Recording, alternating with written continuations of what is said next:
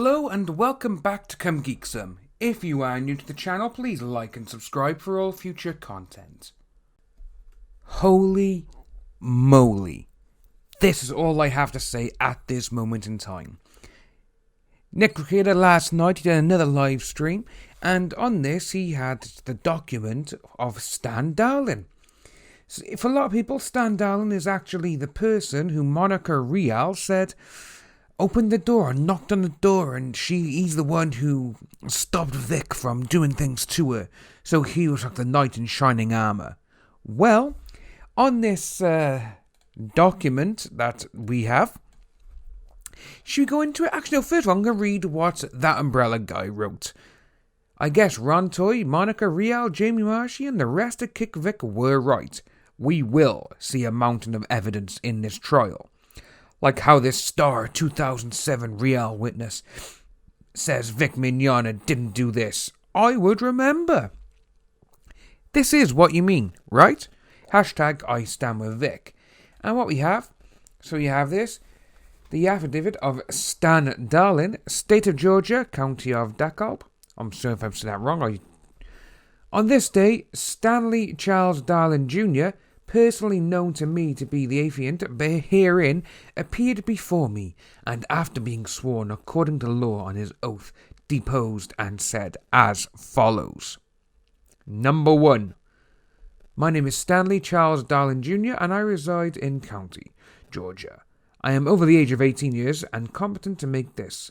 I have personal knowledge of the facts stated in this, and these facts are true and correct. I have read Monica Rial's response to number 4, contained in Monica Rial's amended objection and responses to plaintiffs' first interrogatories and requests for production. In number, obviously the all the numbers, and this is what he had to say. I was the owner of IzumiCon in Oklahoma City in November 2007. Monica Rial and Victor Mignogna were both guests at that convention. I have no memory of the events described in bullet point 4 of the response.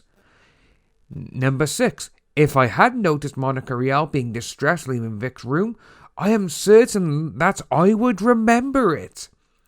Number 7. In subsequent years, I invited Monica Rial and Vic Mignogna back to my convention several times.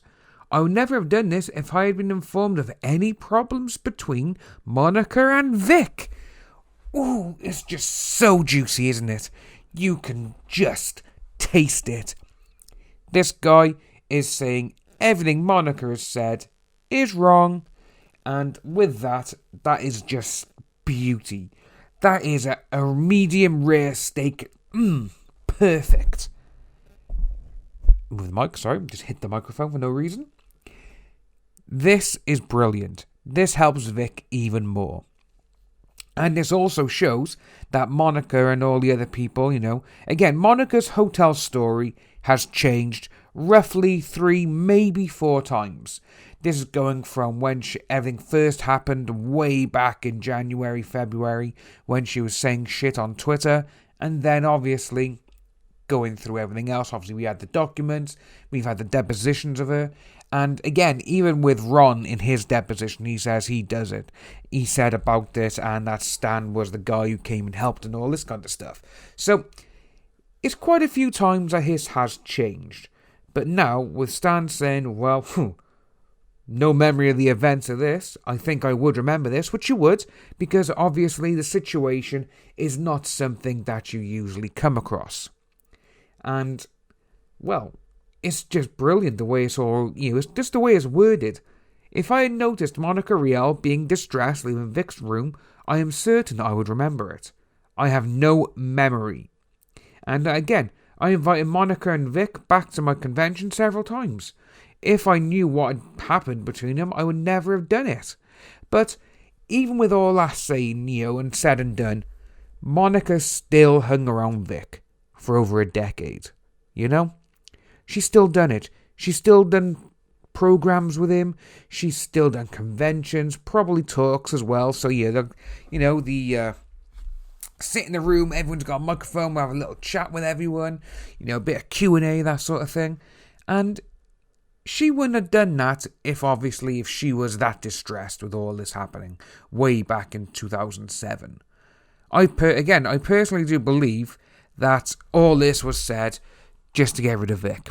And obviously with Vic calling out, not calling out Chris Sabat in his deposition, Chris Sabat, by the sounds of it, he has quite a bit of pull at Funimation. They outsource stuff to him and he does it at his own studio. Wouldn't surprise me if higher up, if he was like, you know what, Vic's become a little bit too powerful now. He's very famous in the anime world, in the voice acting world. A lot of people like him. It wouldn't surprise me if Chris even said to people that Vic's name is on posters and boxes, for DVDs, Blu-rays and stuff like that, while other people should be on there instead of Vic. But again, Vic is the one who sells movies and shows. Everyone knows Vic. Everyone likes Vic. Everyone not really keen on Monica Rial and all this. Mostly because I say that because just this whole situation, Jimmy Marshy, Monica Rial, Chris Sabat, Chris Rager and all these others. It's like, okay, you stay on that side, you all want to go against Vic, which is very funny because of everyone in this situation, nearly every single other voice actor has gone against Vic. But again, we've seen photos of those lot, not including Vic, and they all seem a little bit too pally, a little too like their own clique sort of thing, And who knows? They all may be part of a secret sex organisation, amongst themselves, where Ron just watches, There's tons of things that could happen. But with Vic now being obviously, Dragon Ball Super Broly, huge movie, huge money maker, and they just didn't like it. Monica even said that on her own deposition. Vic's name was on the poster and I was the main star. My name wasn't even on it. Straight away, jealousy and envy, straight away, that's a motive. Ron, he turned up to the deposition of Monica in a wife-beater vest. Who does that? It's I just got a picture now of Ron in a Bruce Willis style vest from Die Hard, all dirty, stains down it, and him drinking his apple teeny or something, That's, complete opposite of what he's meant to try and portray himself to be. But, just going back to this with Stan, man. Stan needs to be careful. I am a little bit concerned for Stan now, again, because with all this, he's just wiped the floor with Monica and all their people and their supposed tale of what's happened, because he was meant to be the one who's like, oh yeah, I remember that, yeah. It's almost like they thought, oh, I'll just put someone's name out there, oh yeah, he saw it, he saw this happen, and he's like, bitch, please, I didn't see shit. I don't know what's going on. You're not using my name. And again, it's, I just really hope now that Kick Vic don't do anything. Because the Kick Vic mentality will be, let's find him and get him, make him lose his job. That's exactly what Kick Vic are like, They're a terrorist organisation, basically. That's how they're acting at this moment in time. They are the anime version of Antifa. And I just love saying that word as well, Antifa. Just, it's a good word. Like gargantuan, Again, I watched Kill Bill. Not Kick Vic. Yes, Kill Bill. You know what? It'd be funny. Imagine Kill Bill was turned into Kick Vic. How funny would that be? You got Vic going around killing everyone, and instead of Bill at the end, it's going to be Monica Rial and Jimmy Marshy together. And obviously Uma Thurman is Vic. How cool would that be, man? Kick Vic. He's just there like, yeah, let's go. And he's got to take them both on, and he kills them both with the palm technique. I'm rambling on with that now. My mind just went to that. I just thought it'd be super funny, and that's it. But yeah, I really do hope now that Stan looks after himself and he keeps an eye on a lot of things. Again, he is a smart guy. He's probably told a few people what's happened, and he's like, yeah, anything happened, it's not me, or don't worry, or don't listen. I really hope so. So, if you are new to the channel, please like and subscribe, hit that notification bell for future updates, and I'll see you lovely people soon.